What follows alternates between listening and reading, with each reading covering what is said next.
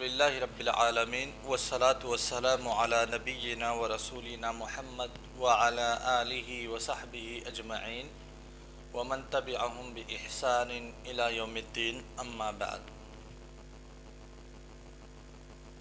موارد مالیہ میں سے یا پھر سورسز آف انکم میں سے ایک مورد مالی، ایک سورس آف انکم صناعت و حرفت کا تذکرہ چل رہا ہے۔ 2 دن سے یہ درس منقطع تھا کیونکہ 2 دن کے جو دروس دیے گئے ہیں وہ 14 فروری کے دن جو بے حیائی کی رسم منائی جاتی ہے پوری دنیا میں، بالخصوص ایشیا کے ممالک میں، ویلنٹائن ڈے کے نام سے جسے جانا جاتا ہے، اس پہ گفتگو کی گئی تھی۔ پھر ہم اپنے درس کی طرف لوٹتے ہیں، اور درس کا جو آج موضوع ہوگا صنعت و حرفت کے جو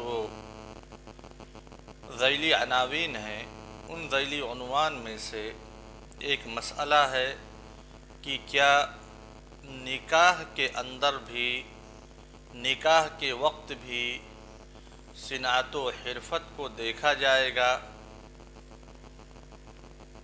نکاح میں جو فقہائے کرام کفو کی شرط لگاتے ہیں، کیا اس کفو میں صنعت و حرفت بھی شامل ہے یا شامل نہیں ہے؟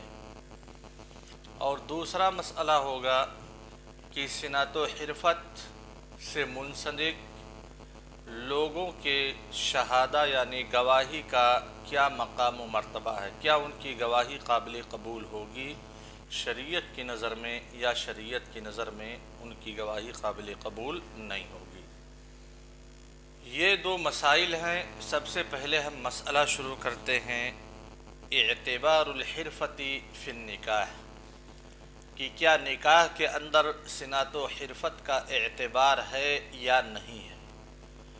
جمہور فقہائے کرام، چاہے وہ مالکیہ، چاہے وہ حنفیہ ہوں یا پھر شافعیہ ہوں یا حنابلہ ہوں، جمہور علماء کرام کا خیال یہ ہے کہ شادی اور بیاہ میں یعنی نکاح میں صنعت و حرفت کے اندر زوجین کے مابین کفاءت یہ درست ہے، یعنی صنعت و حرفت میں کفاءت کا مطلب برابری، مماثلت، یہ معتبر ہے۔ سمجھ گئے شباب؟ اور یہ کفاءت یعنی صنعت و حرفت خصوصاً مردوں میں دیکھا جائے گا، عورتوں میں صنعت و حرفت کی ترکیز نہیں کی جائے گی۔ اور آج تقریباً اس پہ ہمارے ہندوستانی معاشرے والے، یا جہاں تک مجھے پتہ ہے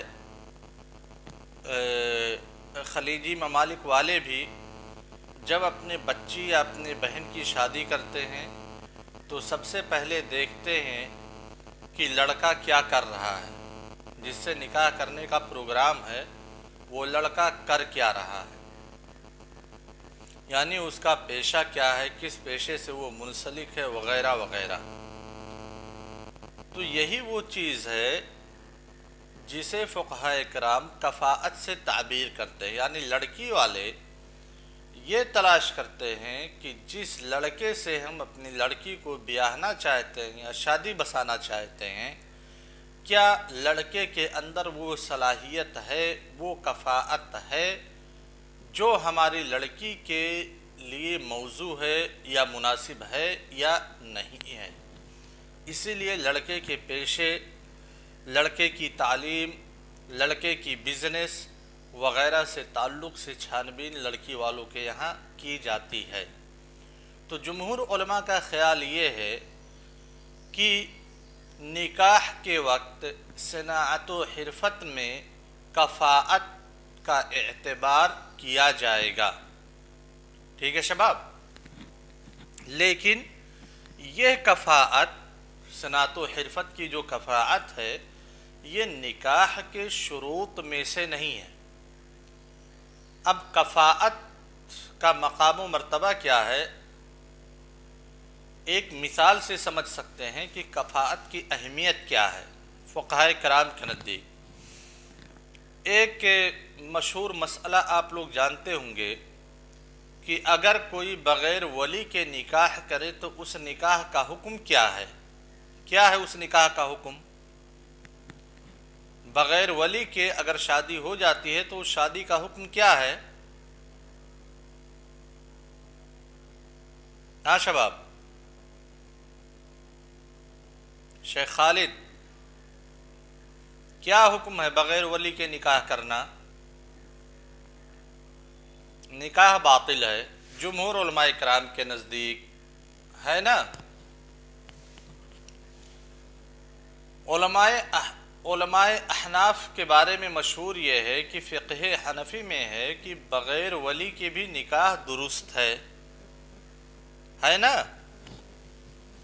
احناف کے نزدیک ولی کی شرط نہیں لگائی جاتی ہے، یہ مشہور ہے۔ لیکن اگر مسئلہ کی تہ تک ہم پہنچنے کی کوشش کریں تو ہمارے سامنے جو چیز نکل کر کے آتی ہے وہ حیرت میں ڈالنے والی ہے۔ علماء احناف بھی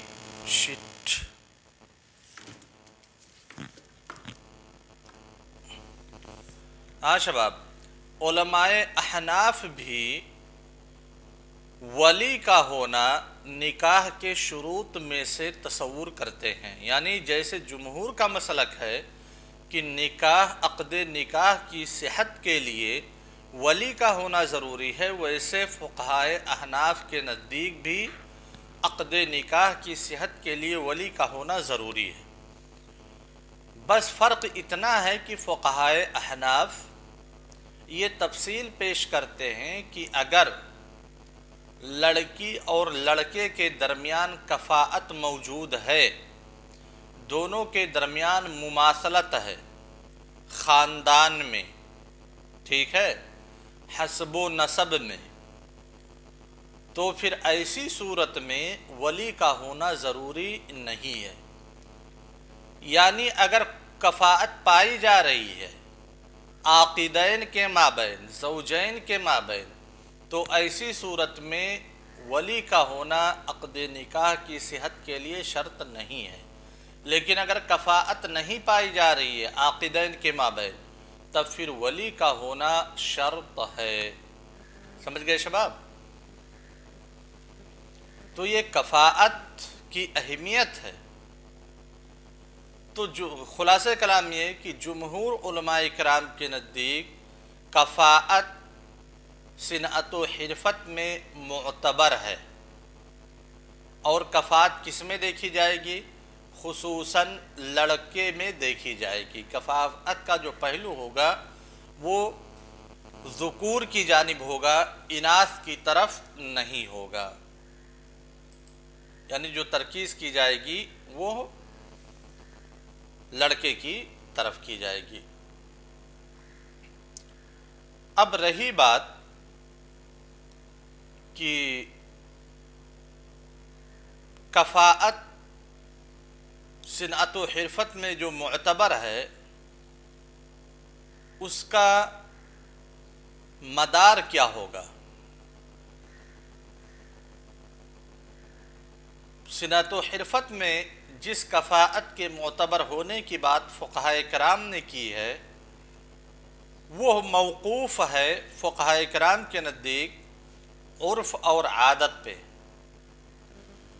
یعنی عرف کوئی ضابطہ نہیں بیان کیا ہے کہ اس کفاءت کا ضابطہ کیا ہے۔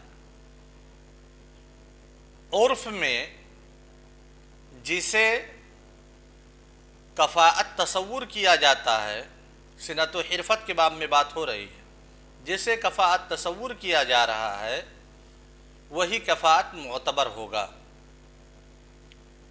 یعنی اگر ہمارے یہاں ایک مولوی پیشہ آدمی کو کفو مانا جا رہا ہے، ایک انجینئر کے لیے، ایک ڈاکٹر کے لیے، تو پھر وہ معتبر ہے۔ اب اس کے ثمرات کیا ہیں؟ جمہور علماء کرام کی بات تو ہم نے جان لی کہ صنعت و حرفت میں کفاءت کا اعتبار ہوگا۔ اب اگر کوئی ایسی شادی ہوتی ہے جس میں صنعت و حرفت کے اندر کفاءت کا اعتبار نہیں کیا گیا ہے، کفو کا اعتبار نہیں کیا گیا ہے، تو پھر اس شادی کا حکم کیا ہے؟ ہاں شباب، یعنی ایک شریف پیشے سے منسلک لڑکی کے گھر والے ہیں، لڑکی تو کوئی کام نہیں کر رہی ہے، لیکن لڑکی کے گھر والے ایک شریف پیشے سے منسلک ہیں۔ مثلا لڑکی کے جو گارجین ہیں وہ معلم ہیں، اور فقہائے کرام کی آپ بات جان چکے ہیں کہ تعلیم کا پیشہ یہ سب سے افضل پیشہ ہے، وہ معلم ہے۔ جس لڑکے سے شادی ہو رہی ہے اس لڑکے کے گھر والے ایک دناعت کے پیشے سے منسلک ہے، یعنی گھٹیا پیشہ جن کو کہا جاتا ہے، جیسے کہ قصاب، کسائی کے پیشے سے منسلک ہیں۔ یہاں خاندان کی بات نہیں ہو رہی ہے کہ وہ قریش خاندان کے ہیں جیسا قصائی لوگ اپنے آپ کو کہتے ہیں، پیشے کی بات ہو رہی ہے کہ لڑکے کے گھر والے اور بذات خود لڑکا قصائی کے پیشے سے منسلک ہے، مرغی کاٹتا ہے بیچتا ہے، بکرا کاٹتا ہے بیچتا ہے، ذبح کر کے بیچتا ہے۔ تو ظاہر سی بات ہے قصاب کا پیشہ جو فقہائے شافعیہ نے ضابط بیان کیا ہے کہ وہ پیشہ جس پیشے سے منسلک ہونے کے بعد آدمی اپنے آپ کو نجاست سے محفوظ نہیں رکھ سکتا، گندگیوں سے محفوظ نہیں رکھ سکتا، تو وہ پیشہ رذالت کا پیشہ ہے، گھٹیا پیشہ ہے۔ قصاب اور جزار اسی میں سے ایک ہے۔ تو لڑکا اگر قصائی کے پیشے سے منسلک ہے اور لڑکی کے گھر والے تعلیم و تعلم کے پیشے سے منسلک ہیں، ایسی صورت میں دونوں کا نکاح ہو جائے، لڑکی کا اور ایک قصائی کا، اس لڑکے کا جو قصائی کے پیشے سے منسلک ہے، تب یہاں پہ فقہائے کرام کہتے ہیں کہ صنعت و حرفت کے مابین، صنعت و حرفت کے باب میں زوجین کے مابین کفاءت نہیں پائی جا رہی ہے، اس لیے زوجین کو یعنی لڑکی والوں کو اختیار ہوگا، اگر عقد کر بھی دیا گیا تو لڑکی والوں کو اختیار ہوگا کہ وہ چاہے تو نکاح کو باطل قرار دے دے، یا تو پھر نکاح کے فسخ کا بھی اختیار دیا جائے گا، چاہے تو نکاح کو رد کر دے، یا تو پھر نکاح کے جاری کرنے میں یہ نہیں کہتے ہیں کہ نکاح کو رد کر دیا جائے گا۔ زوجین یا لڑکی والوں کو یہ اختیار ہے، چاہے تو نکاح کو جاری رکھیں یا تو چاہے نکاح کو فسخ کر دیں۔ سمجھ گئے شباب؟ شیخ محمد خالد، واضح ہے مسئلہ نا؟ اب ایک لاسٹ مسئلہ ہے، آخری مسئلہ جس پہ ہم گفتگو کریں گے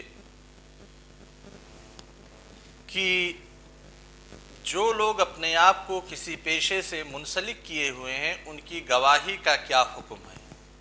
آپ جانتے ہیں کہ شریعت نے جس گواہی کو قابل اعتبار مانا ہے وہ گواہی اہل عدل کی ہے، فاسق و فاجر کی گواہی کو شریعت نے قابل اعتبار نہیں مانا ہے۔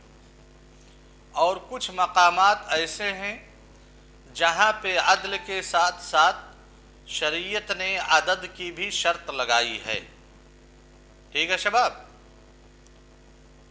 اور گواہی کا کچھ مقام ایسا بھی ہے جہاں پہ عورتوں کی گواہی پہ مردوں کی گواہی کو مقدم کیا گیا ہے، تو وہیں پہ کچھ مقامات ایسے بھی ہیں جہاں پہ مردوں کی گواہی پہ عورتوں کی گواہی کو مقدم کیا گیا ہے۔ یعنی مجالات اور فیلڈ کو دیکھتے ہوئے.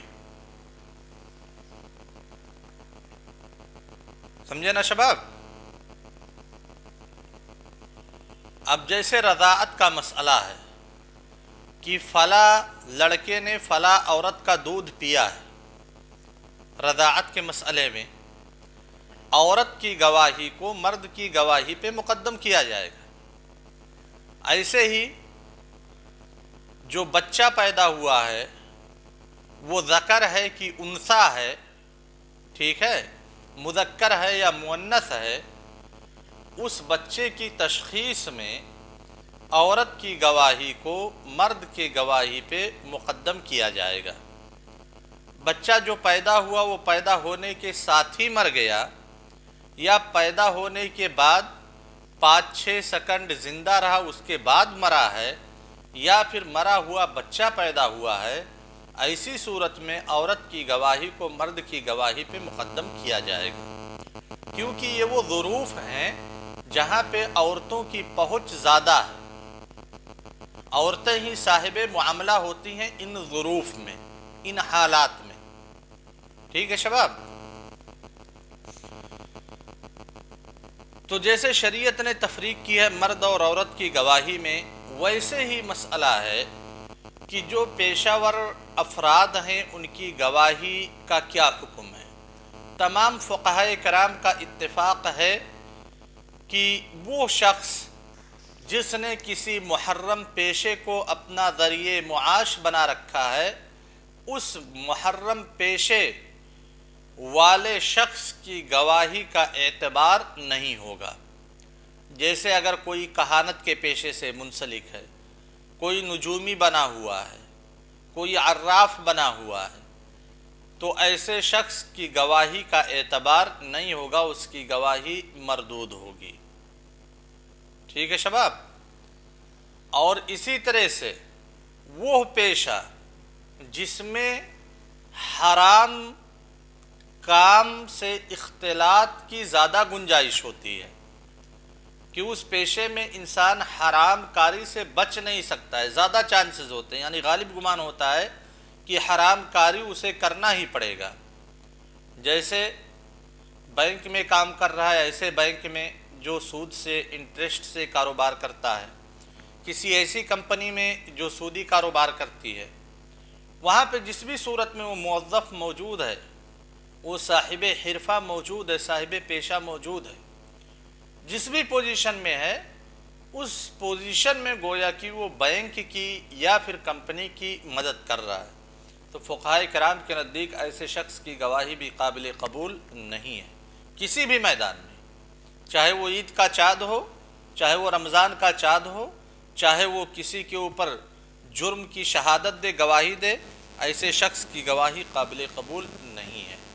البتہ وہ اصحاب حرف جو کسی گھٹیا پیشے سے منسلک ہیں لیکن ان کا پیشہ حرام نہیں ہے، تو پھر ایسے افراد کی گواہی کے بارے میں فقہائے کرام کے نزدیک اختلاف ہے، اور راجح بات یہی ہے کہ ایسے افراد کی گواہی کو قبول کیا جائے گا.